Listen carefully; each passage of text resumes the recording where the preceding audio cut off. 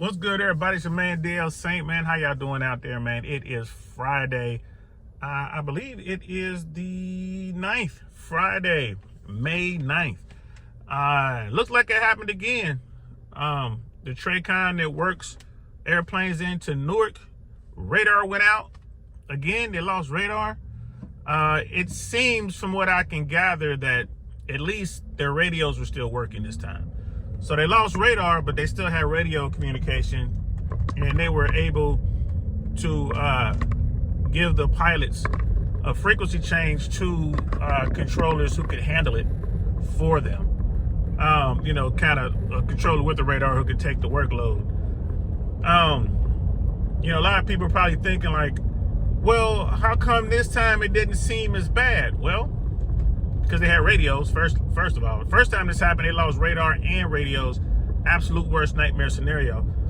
And there are contingencies in air traffic control for lost radar procedures, lost radio, and the no radio procedures, right? So once it happened the first time, management would have gone in and kind of went over and reinforced the procedures. Like, all right, we lost our radios, because you're going to brief that to all your controllers.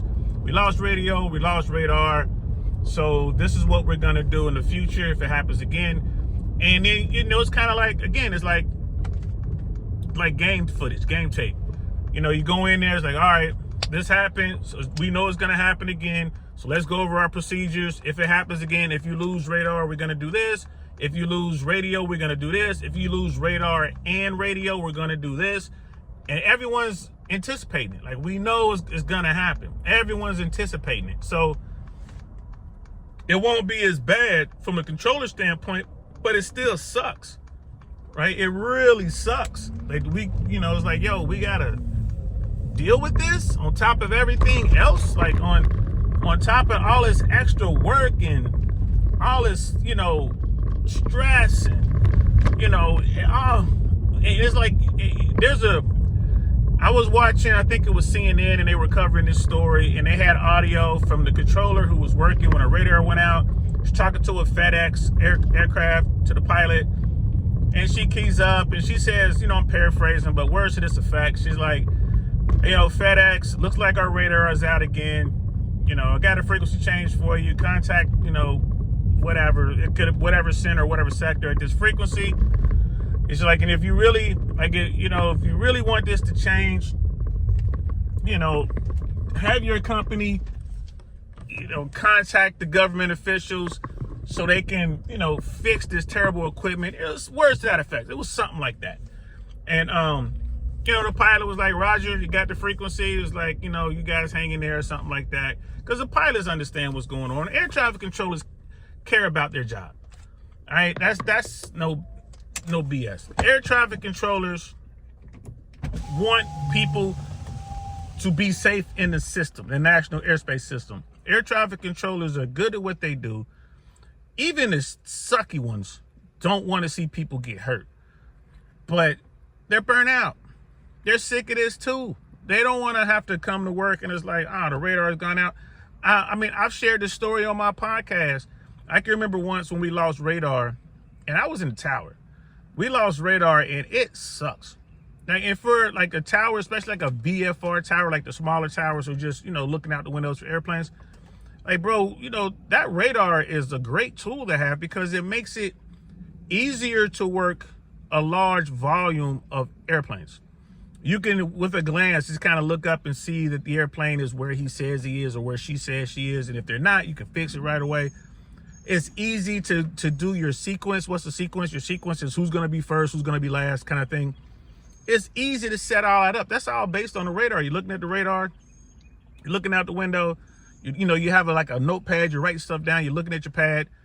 And you're like, all right, you're going to be number one. You're going to be number two. Man, we got to change it. We got to change the sequence now. So you're no longer number one. You're going to be number 5. Right, number 3, you're now number 1. Just stuff like that. It just jumbles because it's a evolving picture. The puzzle is constantly changing. When you lose the radar, bro, it makes it 1,000 times more difficult to figure out what you're doing. It's information you no longer have. You don't have speed information. You don't have altitude information. You got to ask the pilots for this stuff. You know, you don't just get to make up, you know, I can't see that there's a guy inbound from the Northeast to my airport doing 3 times the speed as everyone else, right? So when you're trying to make a sequence, some guy calls you 5 miles northeast of the airport, your number last. But if you're going 3 times faster than everyone else, you're probably going to be first. There's a F-18 out there. He's going to be first. So this is a problem. So we lost that radar. And bro, that was one of the toughest sessions I ever worked in my career. I'll never forget it. It was so difficult. And we lost that radar for hours. It was a few hours before the techs were able to get to the airport, figure out what was wrong, and get the radar working again. We were so happy when they did, but I think it was like an hour and a half, something like that.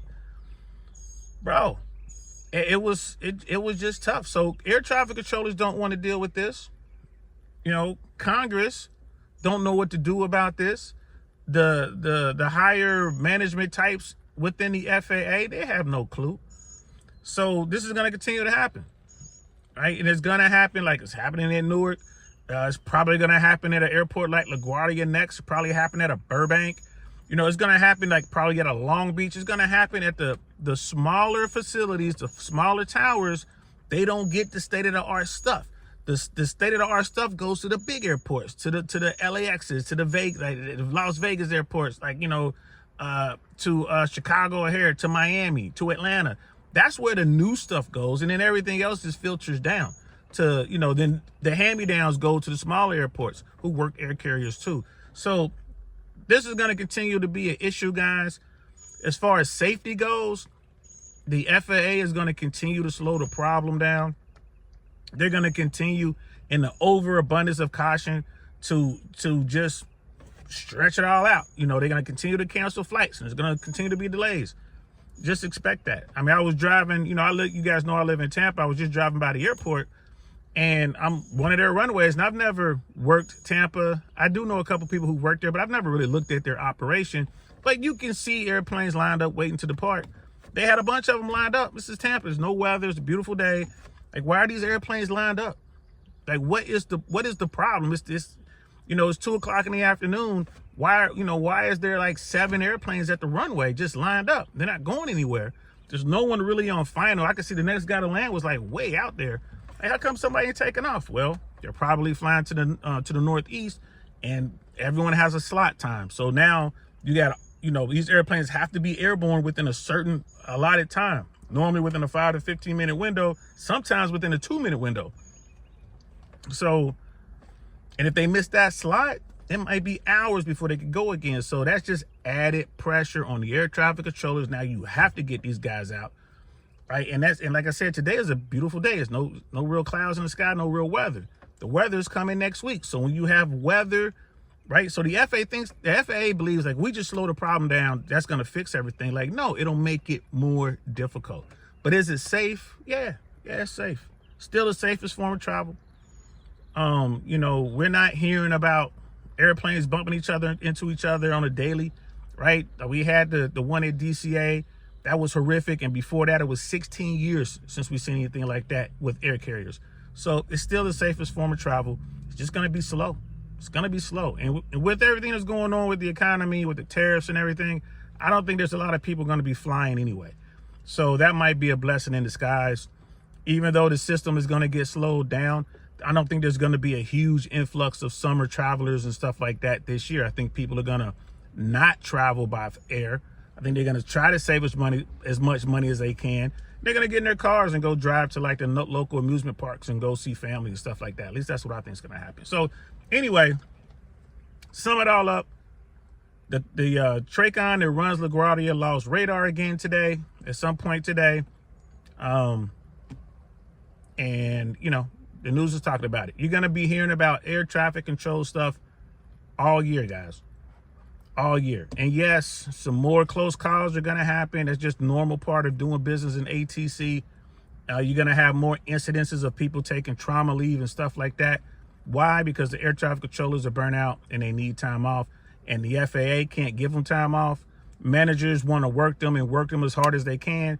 So when the controller gets an opportunity to get some time off, they're going to take it. If that means they got to take 45 days for trauma leave for something that they witnessed, then that's what they're going to do. They're going to get that time off, and then they'll come back to work, hopefully. So, yeah, that's it. That's it. That's all I got for you guys, man. Have a good weekend. It is Friday. We're going into a good weekend. I hope you guys have a good weekend. And I'll be back. I'll probably maybe I'll do some stuff over the weekend. I do plan to come back to do some lives at some point. I'm going to let you guys know when. I just been really busy. Been really, really, really busy. You guys know I was out looking for like a part-time gig. I was kind of looking for some stuff, and I found something. So I'll tell you guys what I found and what's going on with that next week probably. I'm just getting started, so I want to see what it's like. And, so far, so good. So, all right, I'm DL Saint. I'm going to talk to y'all later. Peace.